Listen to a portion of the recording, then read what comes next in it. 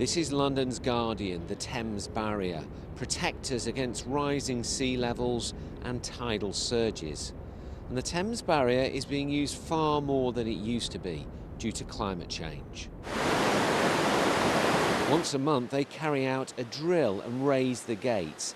It shows the sheer volume of water that it can keep out.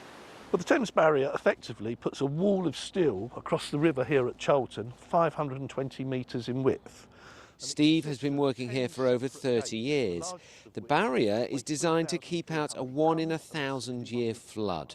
It means we're going to use the barrier more often, but that was always expected because when they designed the barrier, although they didn't call it climate change, they knew about sea level rise, and that was factored into the design criteria.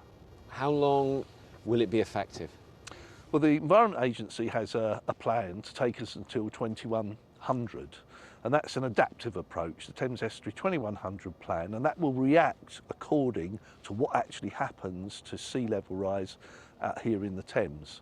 What that means is we may need a new Thames Barrier around about 2070. That's because once we start using this, say, 50 times a year, we won't be able to carry out the essential maintenance that we need to do and do closure operations. Opened in 1982, the barrier has been shut 200 times.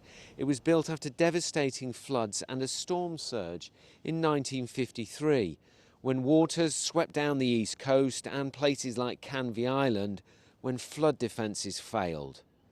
This, though, doesn't work on its own. There are lots and lots of other barriers that form a protective shield right along the estuary and keep out the water if the river overflows, and it protects thousands of homes and businesses, 4 World Heritage sites, 67 tube stations, and at the moment they're monitoring the sea levels very, very closely. The latest figures show the sea levels are rising nearly 4 millimetres every year.